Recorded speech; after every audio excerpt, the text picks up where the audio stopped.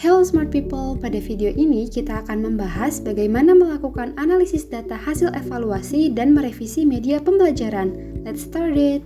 Setelah menyebarkan lembar instrumen kepada para ahli dan juga pada saat melakukan evaluasi satu persatu, kelompok kecil, dan uji coba lapangan, data yang diperoleh harus dianalisis oleh pengembang media agar dapat merevisi produk berdasarkan penilaian yang telah dilakukan terhadap media pembelajaran.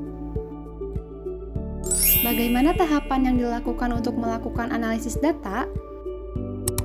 Yang pertama adalah menginterpretasikan hasil penilaian yang telah dilakukan. Pada tahap ini, pengembang media harus mampu menafsirkan data yang diperoleh dari kegiatan penilaian yang telah dilakukan. Jika penilaian media pembelajaran dilakukan dengan wawancara, maka pengembang media harus menyediakan bukti rekaman dan membuat transkrip tertulis untuk menafsirkan data yang diperoleh.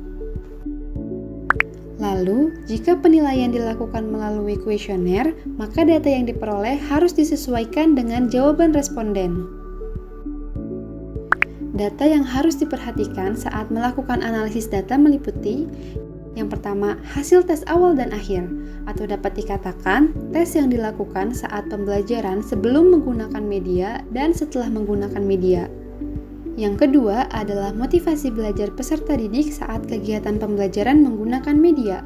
Dalam hal ini dapat memperhatikan apakah dengan menggunakan media pembelajaran, peserta didik ini mampu termotivasi untuk mengikuti pembelajaran dengan baik.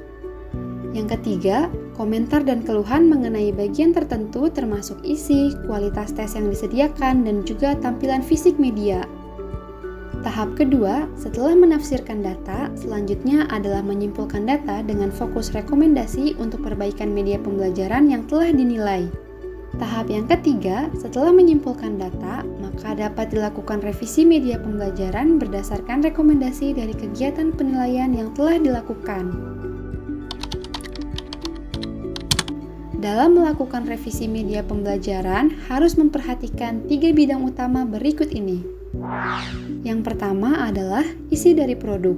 Bidang ini berkaitan dengan muatan atau isi di dalam sebuah media pembelajaran seperti ketepatan, kepentingan, kelengkapan materi yang disajikan.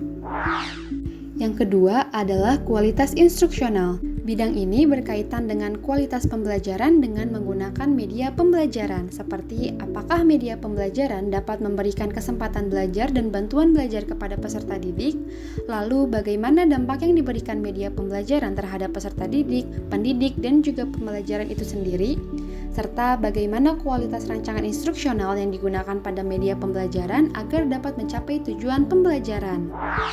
Dan yang ketiga adalah kualitas fisik media pembelajaran.